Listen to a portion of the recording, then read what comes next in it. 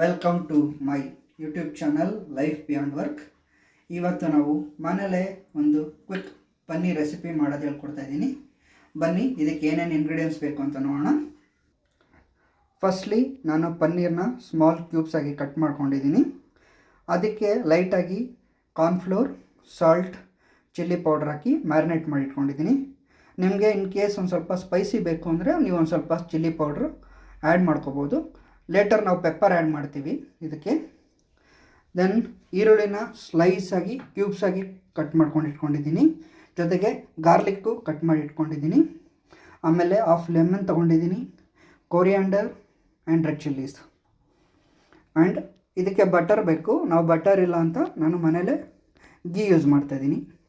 Salt, pepper powder and ginger garlic paste. ಇವಾಗ ನಾವು recipe start ಮಾಡೋಣ. ಫಸ್ಟು ನಾನು ಒಂದು ಪ್ಯಾನ್ ತೊಗೊಂಡಿದ್ದೀನಿ.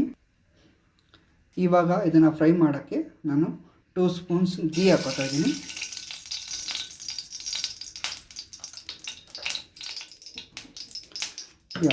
ಇವಾಗ ನಾನು ಇದಕ್ಕೆ ಪನ್ನೀರ್ ಕ್ಯೂಬ್ಸ್ ಹಾಕ್ತಾಯಿದ್ದೀನಿ.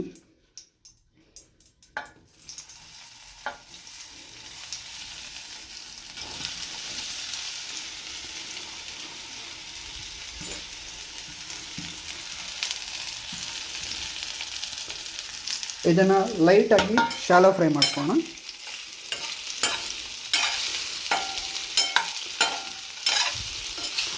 ಇದು ಸ್ವಲ್ಪ ಹಸಿ ಸ್ಮೆಲ್ ಹೋಗಿ ಲೈಟಾಗಿ ಸಾಫ್ಟ್ ಆದರೆ ಸಾಕು, ತುಂಬ ಓವರ್ ಫ್ರೈ ಬೇಡ. ಇದು ಮೀಡಿಯಮ್ ಫ್ರೈ ಆದರೆ ಸಾಕು ಗೈಸ್, ತುಂಬ ರೋಸ್ಟ್ ಆಗೋದು ಬೇಡ. ಮೀಡಿಯಮ್ ಆಗಿದ್ದರೆ ಸಾಫ್ಟ್ ಆಗಿರುತ್ತೆ. ಗೈಸ್ ಇವಾಗ ಪ್ಯಾನ್ಗೆ ಆನಿಯನ್ ಹಾಕ್ಕೊಂಡು ಅದನ್ನು ಲೈಟಾಗಿ ಫ್ರೈ ಮಾಡ್ತಾಯಿದ್ದೀನಿ. ಇದು ಫ್ರೈ ಆಗಬೇಕಾದ್ರೆ ಹಾಗೆ ನಾವು ಸ್ವಲ್ಪ ಗಾರ್ಲಿಕ್ ಹಾಕೋತಾ ಇದ್ದೀವಿ. ಹಾಗೆ ಗ್ರೀನ್ ಚಿಲ್ಲೀಸ್ನ ಆ್ಯಡ್ ಮಾಡ್ತಾಯಿದ್ದೀವಿ. ಗ್ರೀನ್ ಚಿಲ್ಲೀಸು ನಿಮಗೆ ಎಷ್ಟು ಖಾರ ಬೇಕೋ ಅದು ನೋಡ್ಕೊಂಡು ನೀವು ಹಾಕ್ಕೊಳ್ಳಿ, ಯಾಕಂದ್ರೆ ನಾವು ಪೆಪ್ಪರ್ನ ಆ್ಯಡ್ ಮಾಡ್ತೀವಿ.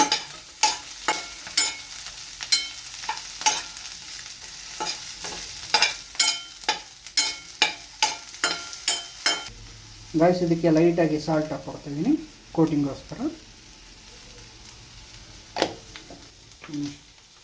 ಗೈಸ್ ನಾನು ಇದಕ್ಕೆ ಸ್ವಲ್ಪ ಜಿಂಜರ್ ಗಾರ್ಲಿಕ್ ಪೇಸ್ಟ್ ಆ್ಯಡ್ ಮಾಡ್ತಾಯಿದ್ದೀನಿ.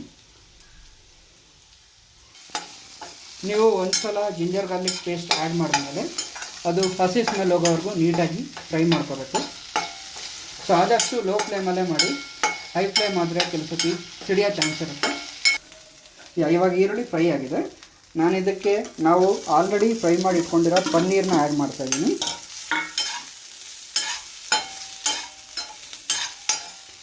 ಪನ್ನೀರ್ಗೆ ಆಲ್ರೆಡಿ ನಾನು ಮ್ಯಾರಿನೇಟ್ ಮಾಡಿರೋದ್ರಿಂದ ಪುನಃ ಸಾಲ್ಟ್ ಆ್ಯಡ್ ಮಾಡೋದಿರಲ್ಲ.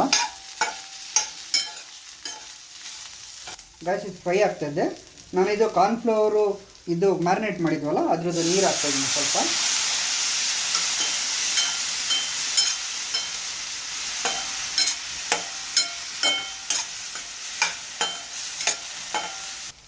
ಗಾಯ್ಸ್ ಇವಾಗ ನಾನು ಇದಕ್ಕೆ ಈಸ್ಟರ್ನ್ ಪೆಪ್ಪರ್ ಪೌಡ್ರ್ ಯೂಸ್ ಮಾಡ್ತಾಯಿದ್ದೀನಿ.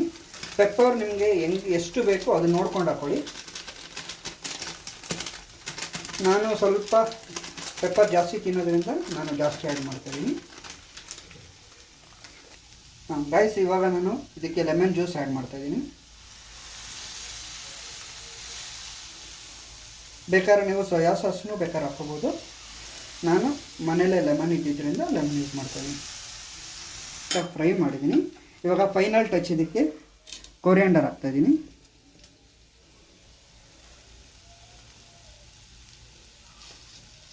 ಇದು ಈವ್ನಿಂಗ್ ಟೈಮು ನಿಮಗೆ ಬೇಕಾ ಅನಿಸ್ದಾಗ ಮಾಡ್ಕೊಂಡು ತಿನ್ಬೋದು. ತುಂಬ ಬೇಗ ಆಗುತ್ತೆ ಇದು ಕ್ವಿಕ್ಕಾಗಿ, ಹಾಗೆ ಚೆನ್ನಾಗೂ ಇರುತ್ತೆ, ಹೆಲ್ತಿನೂ ಕೂಡ.